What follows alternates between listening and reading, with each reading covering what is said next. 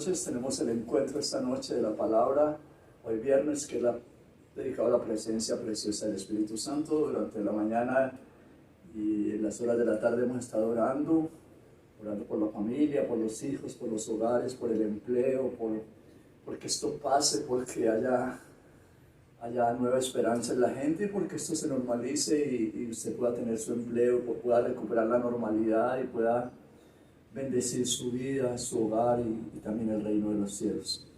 Hoy queremos compartir con ustedes una palabra muy importante y prepare su corazón para recibirla con todo el corazón y con todo el amor. Quisiera hablarle de una ciudad, porque las ciudades inicialmente también tienen su llamado. O sea, Dios un día llamó a una ciudad y la bendijo para que obedeciera ese llamado. Y me refiero a la ciudad de Corinto.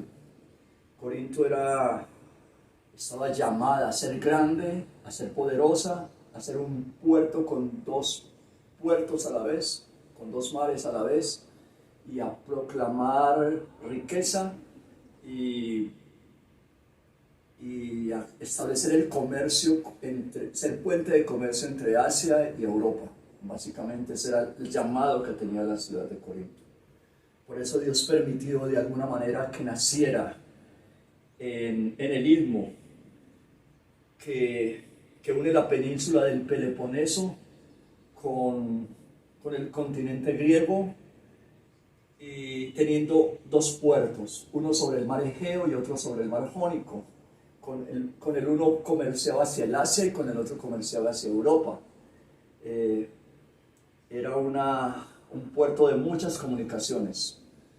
Era una ciudad rica porque Dios la llamó a ser rica, a ser comerciante, a ser un puerto marítimo de suprema importancia, y Dios, que es el creador de todo y el diseñador de todo, le permitió a esa ciudad tener esa unción.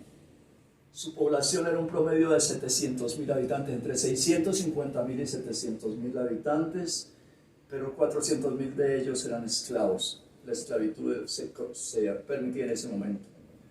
Era una ciudad llena de riqueza, de comercio, de ciencia, de arte. Uno no podía andar media cuadra por la ciudad de Corinto sin encontrarse con un científico o con un filósofo, especialmente con un filósofo. Pero con el tiempo se fue deteriorando, porque las ciudades, cuando no hay oración, no hay clamor, no hay hombres y mujeres de bien, no hay hogares que defiendan la ciudad, no hay líderes que protejan la ciudad, se van degenerando. Y Corinto se fue degenerando de alguna manera, se llenó de vida disoluta, de vida licenciosa, de corrupción en las costumbres.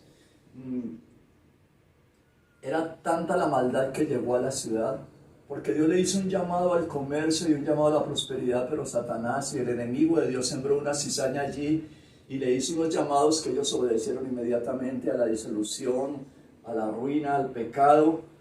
Y era tanta la maldad que se había desatado en Corintio que se inventaron inclusive unos verbos. Había un verbo que se llamaba corintizar.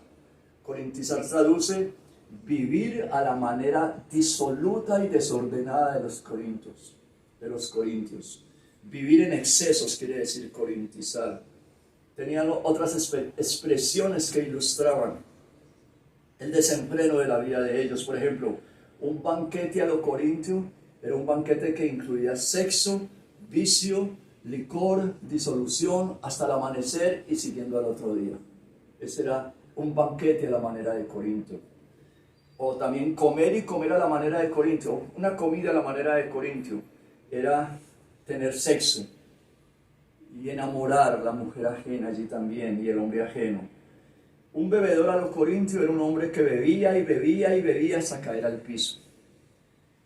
Dios pues tenía un llamado para la ciudad y Satanás le sembró otro llamado, como sucede en muchas familias, que Dios lo llama a una cosa y Satanás lo llama a otra, y mezclan el llamado de Dios con el llamado de Satanás y vuelven a un desorden en sus vidas. Tenía una posición estratégica, unir dos mares. Tenía una posición privilegiada sobre la tierra. Eso fue lo que Dios le permitió, pero la ciudad se contaminó. Ese era el carácter de Corinto. ¿Cuál es el carácter de tu ciudad? ¿Cuál es el carácter de tu familia? ¿Cuál es el llamado que tiene tu ciudad y cuál es el llamado que tiene tu familia? ¿Y cuál es el llamado que tienes tú? ¿Lo estás conservando? ¿Lo estás deteriorando? ¿O estás recibiendo otros llamados? Con Dios recoges y con Satanás desparramas. ¿Sí? Alguien siembra cizaña en Corinto y alguien siembra cizaña en tu vida. ¿Acaso no sucede lo mismo en tu ciudad, lo mismo en tu hogar y lo mismo en tu vida? Pues bien, ese es el llamado de la ciudad de Corinto. Toda ciudad en la tierra tiene un llamado a la bendición y a la santidad, al orden, a la belleza. Unas son llamadas al arte, otras a la tecnología, otras a la industria, otras al comercio, otras al turismo, otras a la fe. Hay ciudades llamadas a la fe, a la religión. Otras son llamadas a la belleza, hay ciudades muy bellas. Cada ciudad tiene un llamado, pero entra un enemigo a medianoche y siembra cizaña y las contamina y le pone otros llamados, y la gente, como es tan entretenida, se va detrás de esos llamados. Pero también a ese lugar llega un hombre con un llamado bien llamado. Y leemos 1 Corintios capítulo 1, versículo 1. Dice: Pablo, llamado a ser apóstol por voluntad de Dios, y su hermano Sóstenes. Ese es el saludo. Así se presenta el saludo griego. Primero se presenta la persona. Pablo, llamado a ser apóstol por voluntad de Dios, y su hermano Sóstenes. Si hay un deterioro en el llamado que sufre la ciudad, Dios en su amor responde enviando un hombre o una mujer o unas familias que tienen el llamado de Dios para que empiecen a llamar a la gente con la unción, el poder y la autoridad de Dios. Y eso es lo que hace Pablo. En medio de ese deterioro hay un hombre que tiene un llamado. Allí hay pecado, hay inmoralidad, hay sexo, hay prostitución. Todo eso hay todo aquello que destruye la ciudad por dentro, destruye las familias por dentro, destruye las vidas por dentro. Entonces Dios envía a un hombre que fue transformado por dentro y que fue llamado directamente por él para que enfrente la maldad, y con el poder del evangelio, que es la dinamita de Dios, es el poder de Dios, y con el poder de la cruz vence esas tinieblas. Como respuesta a esa situación, Dios siempre envía a una persona. Siempre es una persona la que se encarga de la restitución moral de una nación. Siempre es una persona. Y para eso Él lleva el llamado, la unción de su llamado, el poder de su llamado, la autoridad de su llamado, el precio de su llamado, el dolor de su llamado, las huellas de su llamado. Y también tiene la cruz y la sabiduría divina. Porque el Evangelio aquí empieza a hablar de la cruz, de la gloria de la cruz y de la sabiduría divina. El saludo se inicia: Pablo es un llamado por voluntad de Dios y no de hombres. Podemos decir con plena certidumbre que fulano de tal que se llama apóstol tiene un llamado de Dios al apostolado. Con plena certidumbre. Que no fue un llamado de hombres o un autollamado, sino que Dios lo llamó. Y se ve en su vida y en sus frutos el llamado de Dios, no en sus obras, porque el ser humano es capaz de hacer maravillas con sus manos. Pero en su vida, en su hogar, en su ministerio, que es un llamado de Dios, como se ve en el apóstol Pablo. Pablo lo que primero que expresa en este saludo es el origen divino de su apostolado. El origen divino de su apostolado. El origen divino de su apostolado. ¿Lo puedes decir tú? Yo no soy un apóstol porque me autonombré. Yo no soy un apóstol porque los hombres se reunieron y me nombraron. Yo no soy un apóstol porque quise. Yo no soy un apóstol porque tengo mérito. Yo no soy un apóstol porque la institución para la cual trabajo me nombró apóstol. Yo soy un apóstol porque recibí el llamado de Dios. Me tumbó de mi locura camino a Damasco. Me tiró al suelo, me llamó y envió a la iglesia para que me levantara, me ministrara, y después me ungió a predicar el evangelio. Yo soy un llamado y tengo las señales del llamado apostólico. En Gálatas 1:1 dice: llamado a ser apóstol, no de hombres, ni por hombres, sino por Jesucristo, por el Dios Padre. Gálatas 1:1. ¿Puedes decir plenamente, en certidumbre, eso de tu parte? Que eres un apóstol porque Dios te llamó, porque tienes la unción de Dios.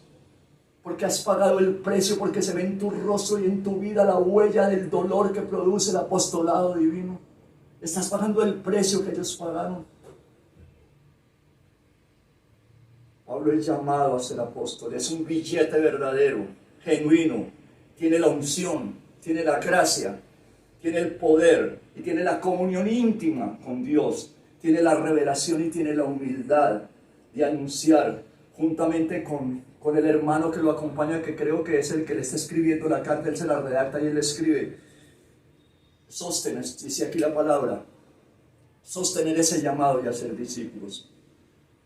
Pablo llega a Corinto, a la casa de Aquilas y Priscila, y se pone a fabricar tiendas con ellos, carpas con ellos, y sale todos los días al puerto a predicar la palabra. Y esa unción apostólica de él, unida a una familia que lo recibe con amor, y forman una pequeña empresa allí para sostenerse, esa unción se riega por la ciudad y allí nace la iglesia de Corinto. Dios usa la unción apostólica de Pablo para bendecir la ciudad de Corinto, para llevar la luz de Dios a esa ciudad. La respuesta de Dios a toda la maldad de Corinto es una respuesta amorosa. Envío mi apóstol, mi llamado, mi siervo, y le doy el poder y la autoridad para que con la palabra empiece a transformar esa ciudad. Eso es Dios, así actúa Dios. El evangelio siembra la luz en la gran ciudad de Corinto. Es un llamado para arrancar las huestes de maldad, ¿sí? Es un llamado para que los niños y los adolescentes y los jóvenes puedan disfrutar la ciudad, puedan recibir bendiciones en la ciudad, puedan ser amparados por la unción de la ciudad. Esa es la labor de la iglesia. Nuestras ciudades se están deteriorando, se están convirtiendo en trampas mortales, se están convirtiendo en nuestras ciudades. Por eso en alguna ocasión la palabra dice: huyan al campo mejor. ¿Por qué? Porque las ciudades las hemos deteriorado nosotros. Las ciudades son hermosas, tienen un llamado a cosas grandes, a hospedar familias, a hospedar niños, a bendecir, pero somos nosotros, por nuestra inmoralidad y nuestro pecado, que vamos destruyendo la ciudad y convirtiéndola en una trampa humana. Aleluya. Si estás allí, le puedes dar un aplauso al Señor. Dios necesita hoy de muchos Pablos, de muchos llamados, no solamente de motivadores y de encantadores y de boleristas de la palabra de Dios, sino que requiere de muchos llamados, con las huellas del martirio en su rostro y en su vida, con las huellas del sufrimiento por causa de Jesús. Aquellos que han derramado lágrimas por la ciudad como Jesús derramó lágrimas por Jerusalén. Jerusalén, Jerusalén, ¿cuántas veces quise recoger tus hijos y tú no lo has permitido? Vas a ser hollada, vas a ser destruida. Y por eso lloro, porque no recibiste la visitación de Dios. No aprovechaste que el Mesías estuvo pisando tus calles. Pero Pablo empieza a producir otros llamados también. Empieza a volver a llamar a Corinto al orden, pero empieza también a llamar a la iglesia que fundó al orden. Leemos 1 Corintios 1, capítulo 1, versículo 2. A la iglesia que está en Corinto, a los santificados en Cristo Jesús, llamados a ser santos con todos los que en cualquier lugar invocan el nombre de nuestro Señor Jesucristo, Señor de ellos y nuestro. Yo soy un llamado, que vengo a rescatar el llamado de la ciudad de Corinto, y estoy recogiendo gente que tiene llamado a predicar el Evangelio de nuestro Señor Jesucristo, a una misión. Y eso es lo que tenemos que hacer en la pospandemia. Volver a recuperar el llamado de Dios y trabajar con la gente que tiene el llamado de Dios, no entretenerse ni entretener a otros, sino que tiene con el llamado de Dios a transformar la ciudad para la gloria de Dios. Por eso les llama también a ellos: yo estoy llamado y anhelo que ustedes también reciban ese llamado. Y el primer llamado que les dice es a ser santos. A ser santos.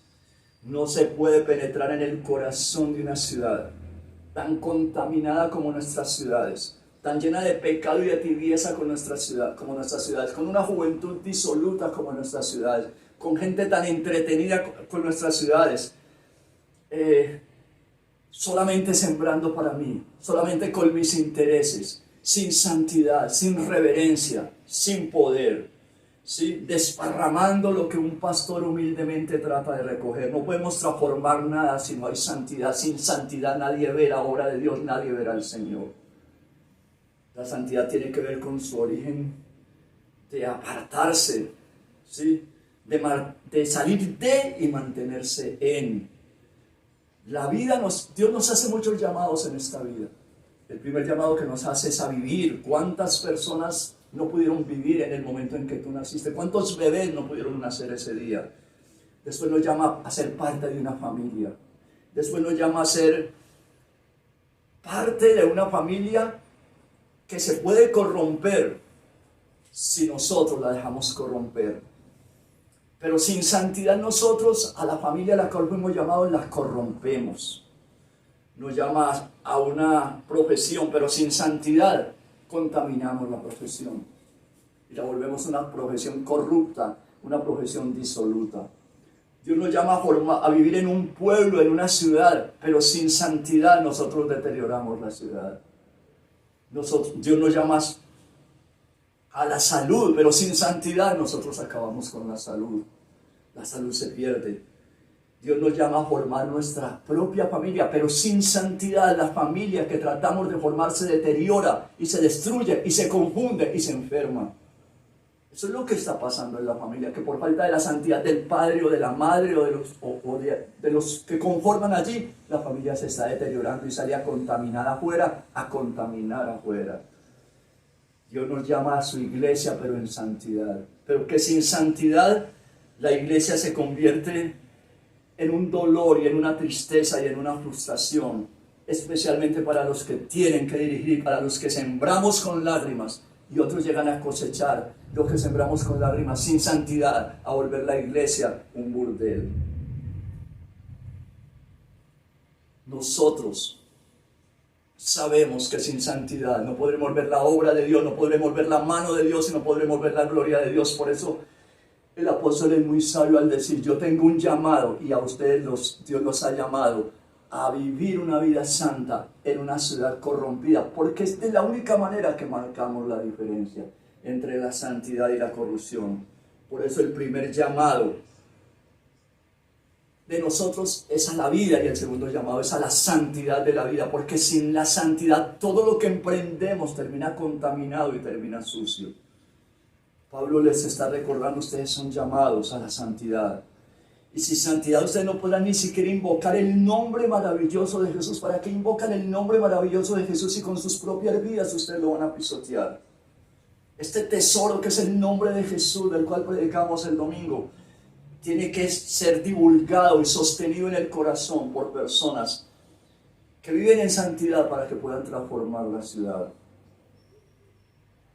Porque lo que más anhela la gente, en lo más profundo de su corazón, es que el que se acerca a ellos a hablarles de moralidad o a hablarles de Dios o a sembrarle algún principio divino en ellos. Lo que más anhela en el corazón es ver en ellos reflejos de la gloria de Dios, reflejos del carácter de Dios, reflejos de la santidad de Dios, reflejos de lo que ellos anhelan en su corazón. Pero si tú vas con un cuento y después ellos te descubren que eres el mismo cuento de ellos, entonces ¿en qué van a creer? ¿Sí? ¿En qué van a creer? Ellos tienen que ver la santidad en tu vida, tienen que ver las huellas de la sangre del Cordero que ha lavado tu vida. La gente, en lo más profundo de su corazón, rechaza la religión, rechaza la jerga religiosa y anhela mujeres y hombres auténticos que pueden ver al Jesús reinando en la vida de ellos y quieren conocer al Jesús que reina en ellos, porque han visto en ellos las huellas de la cruz de Cristo en sus vidas. El llamado a ser apóstol produce llamados, produce una iglesia, produce la transformación de una ciudad, produce bendición. Aleluya. Y Dios en este día te está diciendo a ti: tú vives en una ciudad, tú criticas la ciudad, tú a veces dices que hay inseguridad y no se puede salir, qué costos, cómo se ha convertido la ciudad, el calor, la polución, etc. Pero ¿qué estás haciendo por la ciudad?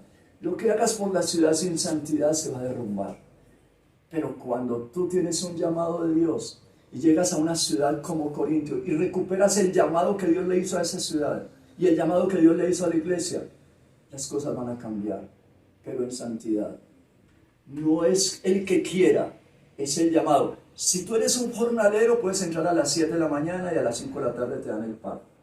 Si eres un jornalero, puedes entrar a las 12 del día y a las 5 de la tarde te puedes dar el mismo pago u otro. Si eres un jornalero y entras a las 4 de la tarde y a las 5 que se cierra el trabajo te pueden dar ese pago de todo el día o como el patrón quiera, porque el patrón en eso es soberano. Pero esto está hablando de asalariados. Esa parábola no es de llamados, es de asalariados. Pero cuando tú tienes un llamado, puede que no te paguen ni a las 7, ni a las 12, ni a las 4, ni nunca. Pero es un llamado, es un fuego que hay en tu corazón, como dice el profeta Jeremías. Es un fuego que no puedo resistir. Es un llamado. Y Dios siempre va a colocar personas, va a colocar corazones, va a colocar gracia en vidas para que apoyen tu llamado, para que bendigan tu llamado. Pablo estaba lejos a veces, en lugares muy lejanos. Desde la iglesia de Filipo llegaba la ofrenda para él. Desde un hermano, un amigo llegaba la ofrenda para Dios, porque Dios nunca abandona sus llamados. Los llamados de Dios no están en tus manos, están en las manos de Dios. Que Dios te bendiga en esta noche. Y si es la voluntad de Dios, nos vemos este domingo con una palabra que es parte de un libro que estamos escribiendo para la gloria de Dios. Amén, amén y amén. Aleluya.